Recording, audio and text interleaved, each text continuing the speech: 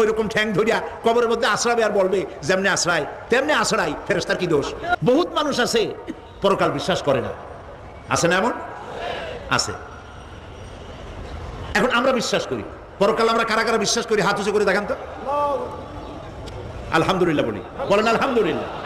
এখন যারা বিশ্বাস করে না তাদেরকে জানাতে চাই, আমরা যারা পরকালে বিশ্বাস করি, তাহলে পরকাল যদি না হয়, কিয়ামত যদি না হয়, বিচার আচার যদি কিছু না হয়, আমরাও বেঁচে গেলাম, আপনারাও বেঁচে গেলেন। কিন্তু সত্য সত্যই যদি পরকাল একটা হয়, বিচার যদি হয়, আমরা বেঁচে যাব, ফেসে যাবা তোমরা।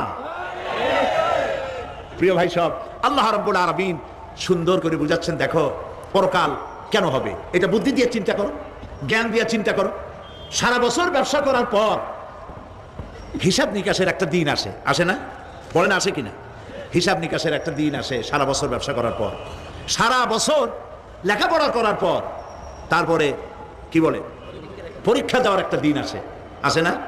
তো সারা জীবন আপনি এখানে কাজবাজ করবেন, এখানে আপনি ভালো করলেন মন্দ করলেন, এর কোনো জবাব হবে না, বিচার হবে না। এটা পাগলে চিন্তা করতে পারে, আর পাগলেরা চিন্তা করে বলেই তারা বলে, পাগলেরই এটা কথা, মাটির পুতুল যেমনে নাচায় তেমনি নাচি, পুতুলের কি দোষ? মরিয়া দেখেন, এই গান যারা বিশ্বাস করেন, মরিয়া দেখেন অবস্থাটা কি হয়। ফেরেশতারা আসা ধোপায় যেমন কাপড় আশ্রায়, ওই রকম ঠ্যাং ধরিয়া কবরের মধ্যে আশ্রাবে আর বলবে যেমনি আশ্রায় তেমনি আশ্রাই, ফেরেশতার কি দোষ? কাজে এই পৃথিবী শেষ কথা নয়, মৃত্যু অবধারিত, মরা লাগবে না। এবার দেখেন আল্লাহ কি বলেন, আল্লাযী খালাকাল মাউতা ওয়াল হায়াতা লিয়াবলুয়াকুম আইয়ুকুম আহসানু আমালা। আল্লাহ পাক বলছেন, আমি মৃত্যু আর জীবন সৃষ্টি করেছি।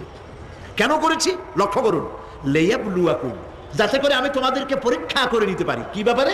আইয়ুকুম আহসানু আমালা, আমলের দিক থেকে, নেক কাজের মধ্য থেকে, ভালো কাজ এবং খারাপ কাজের মধ্য থেকে, আইয়ুকুম আহসানু আমালা থেকে তোমাদের মধ্যে কে উত্তম, কে ভালো মানুষ, এইটার পরীক্ষা নেওয়ার জন্য আমি মৃত্যু আর জন্মের সৃষ্টি করেছি।